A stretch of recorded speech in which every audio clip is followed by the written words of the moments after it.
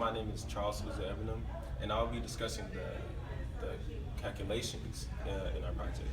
So for our project, the overview, we were to create a house with a series of parallel circuits flowing throughout the house and the rooms.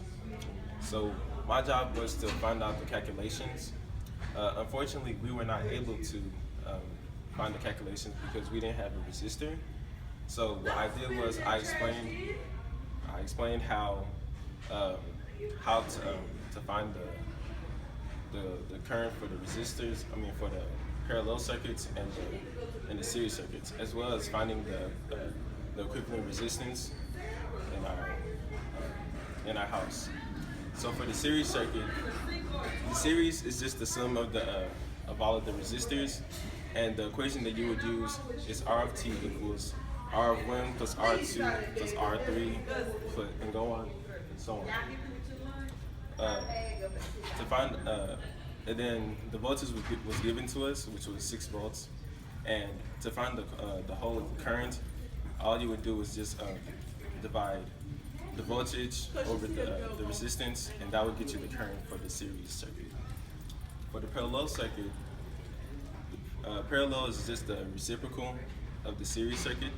So for the parallel circuit, you would the total resistance for the parallel circuit would be 1 over the total equals 1 over the first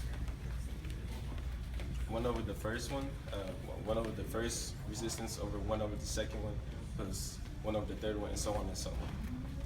And after you find that, you would just divide that by the voltage which was given to you, which was 6 volts for the battery and 2.5 for the light bulbs, and that would get you the current for the parallel circuits.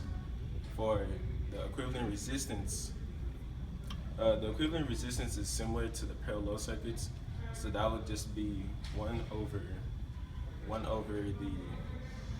the sum of the 1 over the entire equivalent resistance would be then equals 1 over the equivalence of the first one plus 1 over the second one, 1 over the third one, and so on and so on.